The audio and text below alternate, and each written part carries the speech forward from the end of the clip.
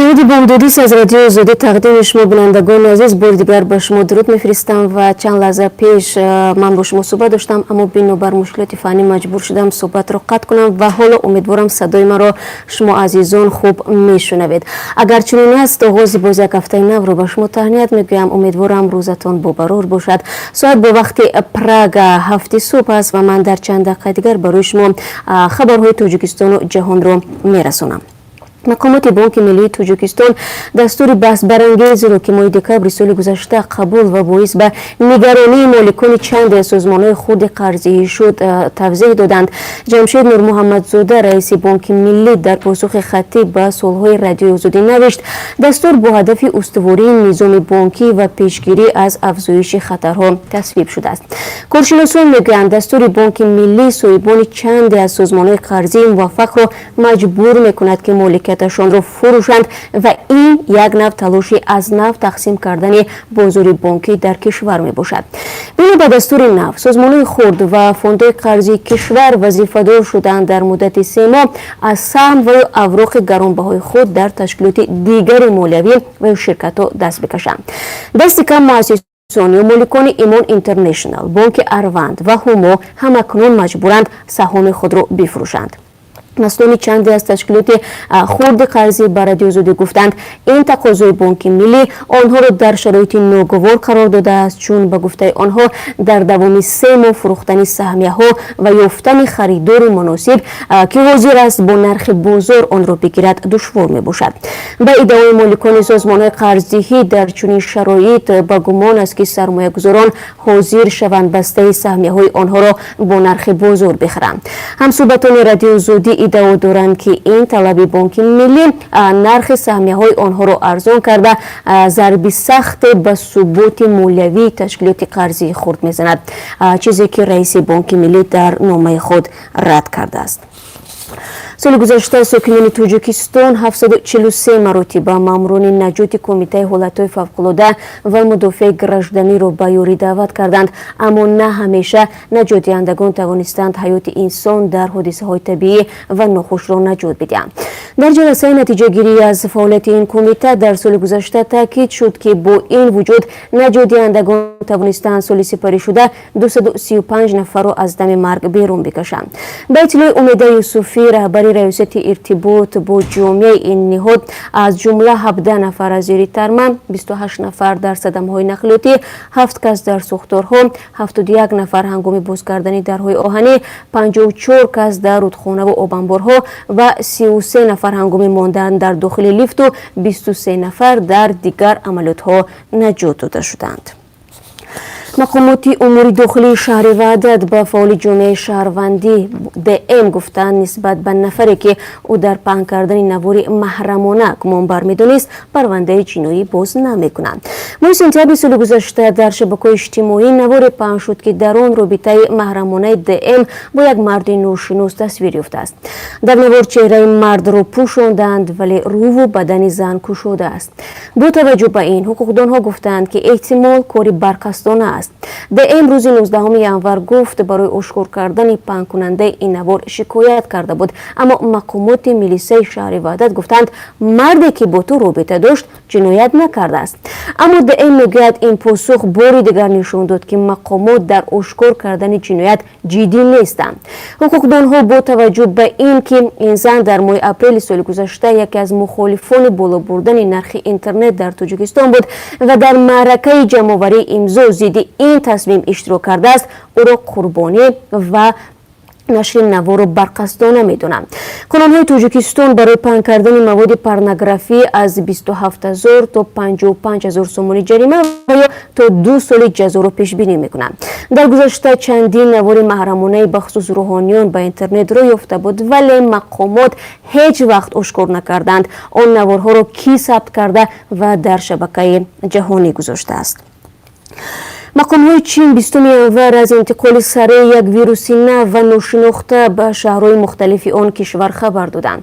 мақомҳои чин ҳанӯз манбаи пайдоиши ин вирусро ки ба коронавируси маргбори сарс монандии зиёд дорад эълом накарданд. ин вирус ки нахуст дар шаҳри вуҳани вилояти ҳубей пайдо шуд, нигарониҳоеро дар ҷомеаи байналмилалӣ ба миён овардааст. мавидҳои машкуки ин вирус дар Кореяи ҷанубӣ, Таиланд ва Ҷопон низ шиносоӣ шуданд. ин вирус дар шаҳрвандоне пайдо шудааст ки дар як бозори маводи хӯрокӣ дар атрофи вуҳан кор мекарданд ё ба он макон рафтанд. шуморе аз пажӯҳишгарон мегӯянд ки эҳтимолан вирус аз ҳайвонот ба инсон гузаштааст. то ба ҳол ҳадди аққал 3 нафар дар пайи сироят шудан ба ин вирус ҷони худро аз даст доданд. ба таври расмӣ эълон шудааст ки 200 нафар ба ин вирус сироят шуданд, аммо эҳтимол меравад ки омори аслӣ бештар аз ин бошад. рӯзи 19 январ ҳамзамон бо интиқоли ҷасадҳои 11 украинӣ ки дар ҳавопаймои сарнагуншуда дар Эрон ҷон доданд, мақомоти расмӣ гуфтанд ки абзори сабти иттилои парвозро барои таҳқиқ ба хориҷ намефиристанд. хабаргузории давлатии ИРНА аз қавли Ҳасан Ризоифар, раҳбари гурӯҳи тафтишотии фалокат навиштааст: абзорҳои сабти ҳавопаймои Боинги Украина дар дасти эрониҳост ва мо ҳеҷ нияти фиристодани он ба хориҷро надорем. айни замон Канада рӯзи 19 январ дигар бора аз Теҳрон хост ки қуттиҳои сиёҳ ва ё ҳамон абзори сабти иттилои парвозро фавран ба Фаронса ва ё Украина бидиҳад. ҳавопаймои мусофирбари Украина тавре медонед рӯзи 8 январ дар натиҷаи зарбаи мушакӣ ва иштибоҳии нирӯҳои ҳавоии Эрон сарнагун шуд ва тамоми 176 мусофир ва халабонҳояш ҳалок гардиданд. мақомоти Яман гуфтанд рӯзи 19 январ дар натиҷаи ҳамлаҳои мушакӣ ва зарбҳои ҳавопаймоҳои бесарнишин дар вилояти Маъриби Яман бештар аз 100 сарбоз кушта шуданд. Муҳаммад Ал-Ҳазромӣ, вазири умури хориҷии Яман, ҳамлаҳоро ки наздики як масҷид ва ҳангоми намози шом сурат гирифт, амали террористии номардоное номид ки тамоми суннату арзишҳои мазҳаби инсониро поймол кардааст. аммо Абдулло Маҷолӣ, сухангӯи артиши Яман, гуфт ки дар ҳамлаҳо 76 нафар кушта шуданд. мақомот ошӯбгарони ҳусиро ки аз тарафи Эрон ҳимоят мешаванд масъули ҳамла номиданд, ҳарчанд ҳеҷ гурӯҳе масъулияти онро то ҳанӯз бар дӯш нагирифтааст. бозам бармегардем ба хабарҳои Тоҷикистон. гурӯҳе аз кормандони мақомоти интизомӣ дар ноҳияи Фархор ба ҷустуҷӯи чорвои гумшудаи Абдулмумин Ятимов, раиси идораи ҷангали ноҳия, ва бародари Саидмумин Ятимов, раиси Кумитаи давлатии амнияти миллии Тоҷикистон сафарбар шуданд. ҳанӯз маълум нест ки говҳо дуздида шуданд ва ё дар ҷангалҳои наздик ба сарҳад гум шуданд. шаби 16 январ 49 саргов ва як аспи мутааллиқ ба Абдулмумин Ятимов аз як чорогоҳи наздик ба марзи Афғонистон воқеъ дар ҷамоати ғалабаи ноҳияи Фархор бедарак шуданд. рӯзи дигар 8 саргови гумшуда аз ҷангале пайдо гардидааст, вале пайи пои як асп ва 41 гови дигар то лаби рудхонаи 5 расиданд. як манбаи радиои Озодӣ ки говҳои гумшударо ҷустуҷӯ мекунад гуфт ду ҷои аз симхори муҳофизатӣ дар марз бурида шудааст ва фарзияи бурдани чорво ба Афғонистон низ дар миён аст. назорати марз дар кишвару Кумитаи давлатии амнияти миллии Тоҷикистон бардошт дорад. аз инро сокинон мегӯянд бародари раиси Кумитаи давлатии амнияти миллӣ чорвои худро дар минтақаи марзӣ мечаронд ки барои мардуми оддӣ ворид шудан ба он минтақа иҷоза нест. аз ин пештар ҳам сокинони деҳоти назди марзии ноҳияи Фархор гуфтанд ҳудуди 100 сар чорвои худро намеёбанд.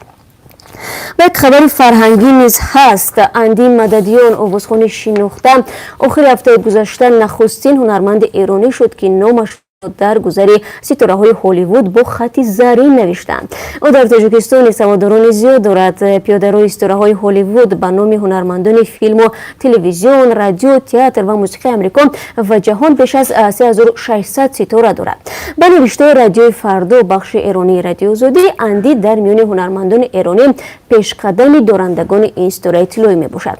اندی در سخنرانی کوتاه به فارسی تاکید کرد که با وجود 41 سال زندگی دور از وطن نام زادگاهش از زبانش نیفتاده است.